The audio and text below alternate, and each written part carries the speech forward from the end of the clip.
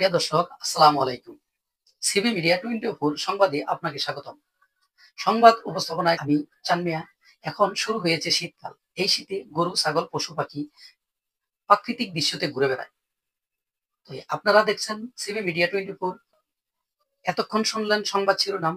ফিরছি বিস্তারিত সংবাদে। আমাদের ক্যামেরাম্যান আছেন গ্রামীণ প্রাকৃতিক দৃশ্য সেই গ্রামে, টাঙ্গাইল মধুপুরের টিকরি গ্রামে।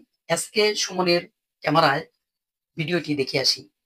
এখন শুরু হয়ে গেছে শীতকাল। এই শীতে পশু পাখি, গরু, ছাগল অনেক কিছুই আমাদের রাস্তাঘাটে একদম ফাঁকা জায়গায় পেয়ে অনেক খাবার আহরণ করে। এখানে আপনারা দেখতে পাচ্ছেন দুটি ছাগল আমাদের ধানের জমিতে।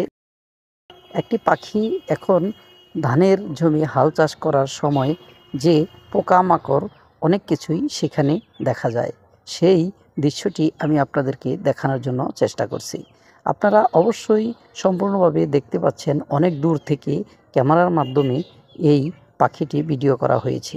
তো আপনারা এখন যে ফুটেজটি দেখতে পাচ্ছেন, গ্রামের কৃষক যখন কৃষি জমির পাশে ছাগল নিয়ে বাড়ির দিকে আসে, কারণ শীতকালের বেলা অনেক তাড়াতাড়ি ডুবে যায়। শীত হওয়ার পর সন্ধ্যার আগেই ছাগল, গরু, পশু পাখি যা আপনারাই যে যাই লালন পালন করেন না কেন, সেটা সন্ধ্যার আগেই বাড়িতে পোহাতে হয়। তাই গ্রামের যত কৃষক যারা আছেন তারা সব সময় তাড়াতাড়ি তার পশু পাখিটি বাড়িতে নেওয়ার জন্য চেষ্টা করেন। তো এই ভিডিওটি বিনোদনের জন্য বানানো হয়েছে, কেউ বাজে মন্তব্য করবেন না।